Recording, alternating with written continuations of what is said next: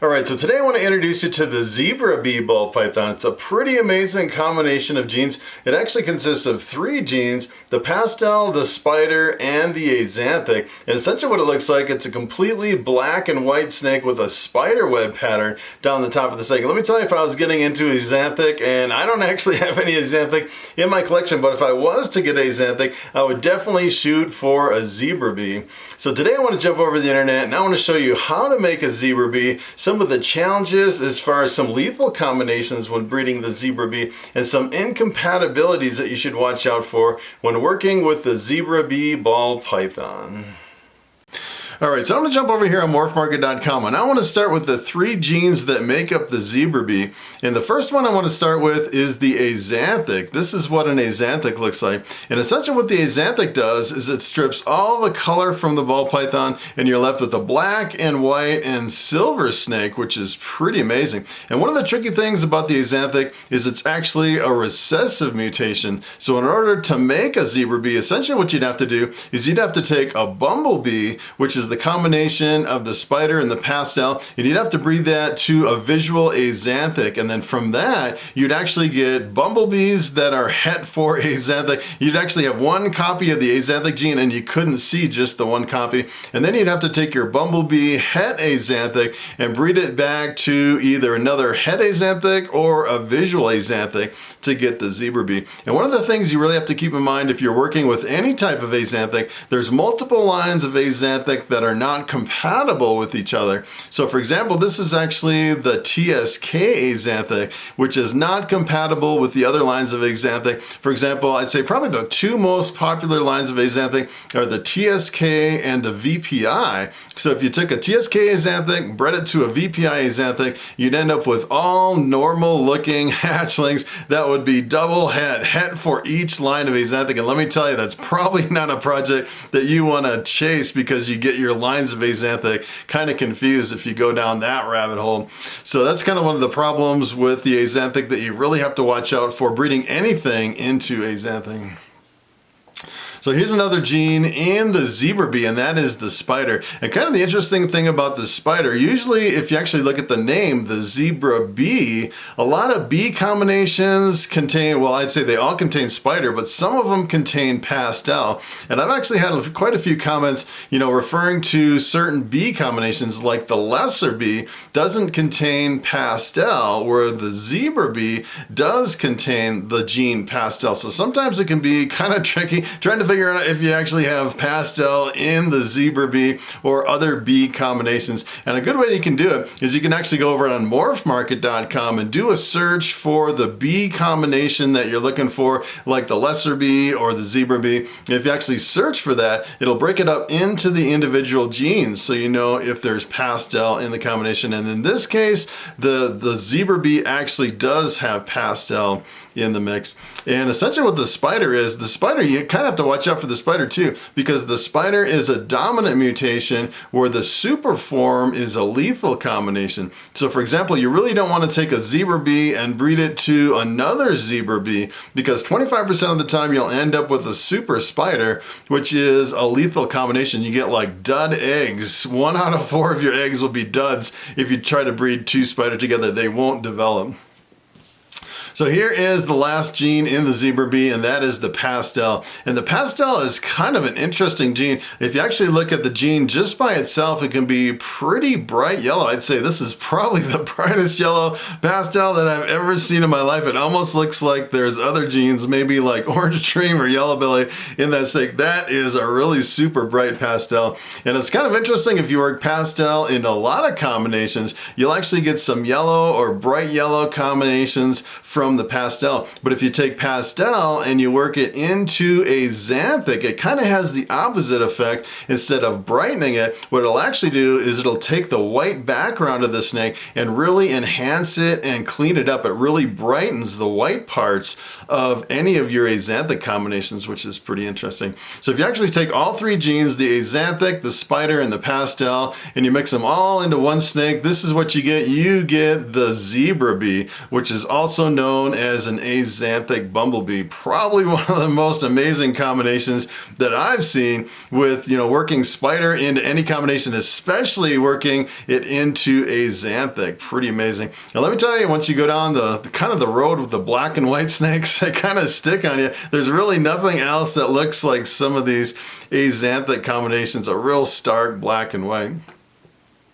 So here's another one that's kind of interesting. So this is actually the TSK axanthic bee, and the one we looked at before was a VPI. So take a look at this, how close this is in appearance. So if you actually just picked up this zebra bee, this is the TSK, and then you picked up another one, this is the VPI version of the zebra bee, and you bred these together, you wouldn't end up with the black and white snake. You'd end up with a really bright yellow bumblebee, which would be double head for each lines of axanthic. One thing you probably want to avoid.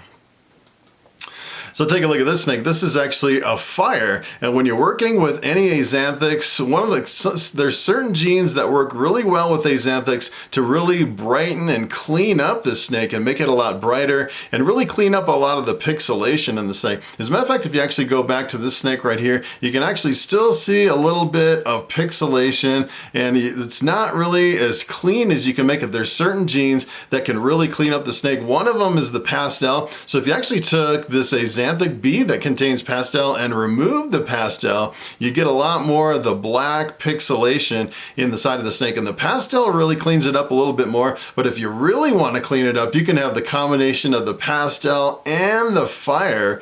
And this is what a fire looks like. And the fire is a little bit tricky because a lot of times you can actually take, for example, this came from a Disco Inferno, which is an allelic combination. And if you breed it to something else, you get half the offspring are disco, half of them are fire. And you can't tell the difference between the discos and the fires. And you definitely get a different effect breeding disco into your zebra bees versus the fire. But if you actually took fire and worked it into your zebra bee, take a look at this, how clean it really cleans it up, and it really makes the background really pop with the addition of the fire and the pastel together in your zebra bee. So essentially what this is a fire zebra bee. Probably one of the most stunning combinations. As a matter of fact, if I was actually getting into axanthics, I'd probably pick up something like this. But the problem is a lot of these combinations are really super expensive. If you look at the price, this one actually sold, well, this was back in 2018, but this sold for $2,000, which is kind of crazy. But that is a really amazing snake. It's probably worth $2,000. I'd probably invest, something like that for a snake like this. Pretty amazing.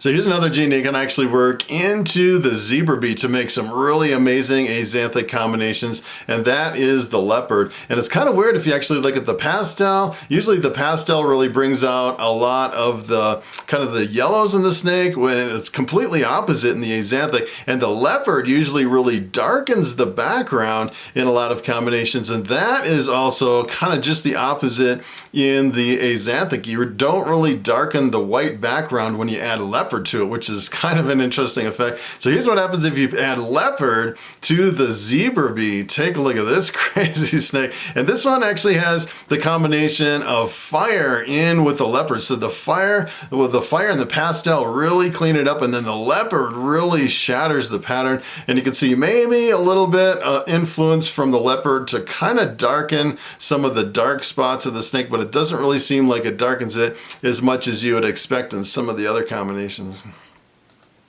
So here's the last one I wanted to show you. I really wanted to show you how really visually dominant the zebra bee can be. So when we talk about visual dominance, essentially what we're talking about is if you actually mix certain genes together, there's certain genes that kind of dominate either the pattern or the color of the snake. And usually when it comes to the banana is right at the top of the list. I'd say probably albino is number one. If you mix anything with albino, you get a yellow and white snake. Nothing can really break through the yellow color of an albino. And probably right below the albino is the banana. The banana pretty much dominates most of the genes. Sometimes you can actually get some genes breaking through the color of the banana. But here's what happens if you take the banana and you work it into a zebra bee. Take a look at this. It kind of transitions it over into kind of the banana color. The banana is pretty much the only gene that I've really seen that you can work into the zebra bee to really break through the black and white snake to kind of make it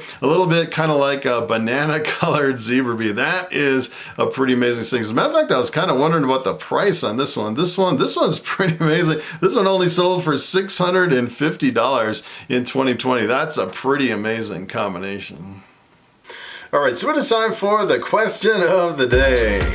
And James Frederick asks, has anyone ever made a super black pastel scaleless ball python? And that is a very good question. So the super black pastel is actually an all black snake with no patterns at all. And it'd be interesting to see what it would look like completely scaleless. And I actually went over to morphmarket.com. I was searching for that combination in the United States and Europe and South Africa versions of Morphmarket, and I didn't see any combinations like that. And keep in mind the scaleless, the completely scaleless ball python with 2 copies of the scaleless head is pretty much brand new on the scene. As a matter of fact, about 3 years ago, if you went over to morphmarket.com and searched for a completely scaleless ball python, you couldn't find even a single one over there, which is pretty amazing. As a matter of fact, I was actually looking at the scaleless heads for a few years before I even saw what a completely scaleless ball python even looked like.